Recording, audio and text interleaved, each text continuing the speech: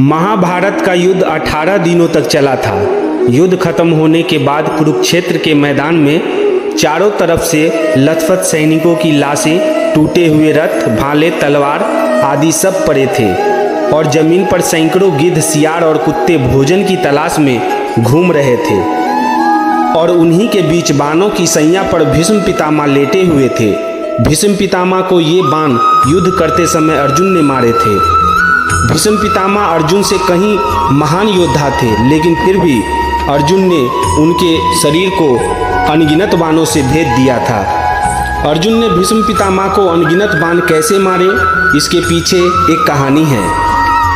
अर्जुन ने भीष्म पितामह को इतने बाण मारे कि जब वे जमीन पर गिरे तो शरीर से आर पार बाणों की एक सैया बन गई। भीष्म पितामह को इच्छा मृत्यु का वरदान प्राप्त था। अनगिनत बाण लगने के बाद भी उन्होंने अपने प्राण नहीं त्यागे, क्योंकि उन्होंने शपथ ली थी कि जब तक वे हस्तिनापुर को सुरक्षित नहीं देख लेते वे अपने प्राण नहीं त्यागेंगे। महाभारत के युद्ध में पांडवों की विजय हुई और युधिष्ठिर को हस्तिनापुर का राजा घोषित किया गया। तब भीष्म पितामह ने अपने प्राण त्यागने का निर्णय किया। युद्ध खत्म होने के बाद सूर्य पश्चिम की ओर ढलने ही वाला था। उसी समय सभी पांडव और श्री कृष्ण भीष्म पितामह से आखिरी बार मिलने के लिए आते हैं। उस समय कृष्ण और भीष्म पितामह के बीच जो संवाद हुआ वह कुछ इस प्रकार है। श्री कृष्ण बोले, प्रणाम पितामह। पितामह कृष्ण की ओर देखते हुए, आओ देवकी नंदन, आपका स्वागत है। मैं आपके बारे में ही सोच रहा था। श्री कृष्ण बोले, पितामह अब तो मैं आपसे यह भी नहीं पूछ सकता कि आप कैसे हैं। पितामह थोड़ी देर चुप रहने के बाद, हे केशव, युधिष्ठिर का राज्याभिषेक करा दिया। अब उसके परिवार में अब कोई बड़ा बुजुर्ग नहीं बचा है, इसलिए आपको ही उसका ध्यान रखना होगा। भगवान श्री कृष्ण चुप रहे।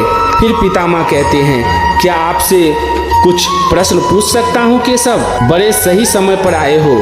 ये शरीर छोड़ने से पहले मेरे कुछ भ्रम दूर कर दो। श्री कृष्ण बोले, कहिए ना पितामह, आप क्या पूछना चाहते हैं? पितामह बोले, एक बात बताओ केशव, आप तो ईश्वर हो ना? श्री कृष्ण ने बीच में ही टोकते हुए कहा, नहीं पितामह, मैं तो आपका पौत्र हूँ। पितामह हंसने लगे और बोले, अब तो ठगना छोड़ दो केशव। जाने से पहले मैं ये जानना चाहता हूँ कि इस युद्ध में जो हुआ क्या वह ठीक था? श्री कृष्ण बोले, किसकी ओर से पितामह? कौरवों की तरफ से या पांडवों की तरफ से?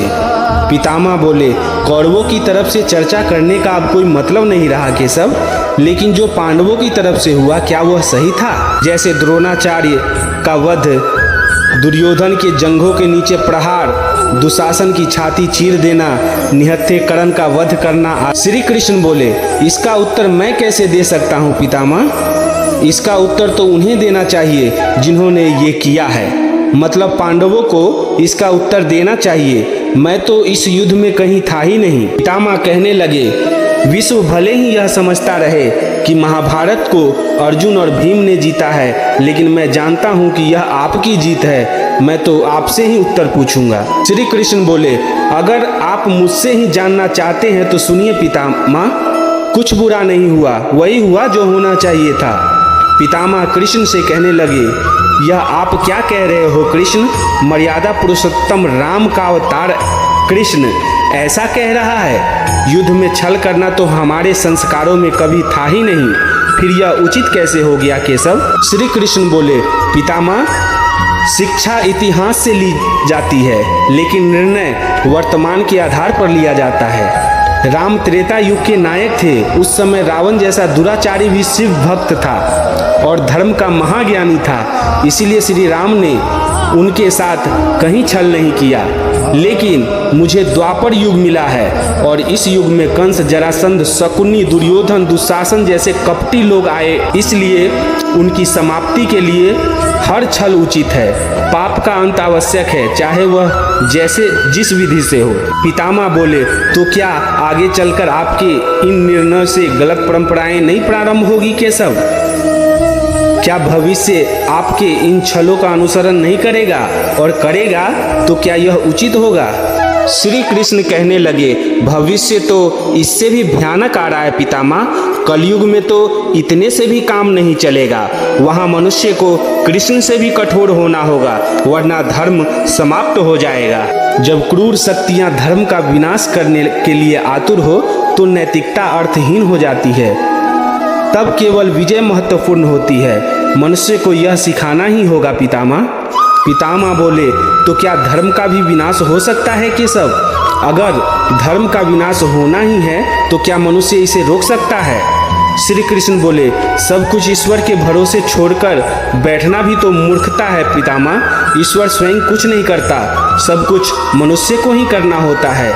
आप मुझे ईश्वर कहते हैं ना पितामह, तो बताइए मैंने इस युद्ध में कुछ भी तो नहीं किया, सब पांडवों को ही करना पड़ा। यही प्रकृति का नियम है।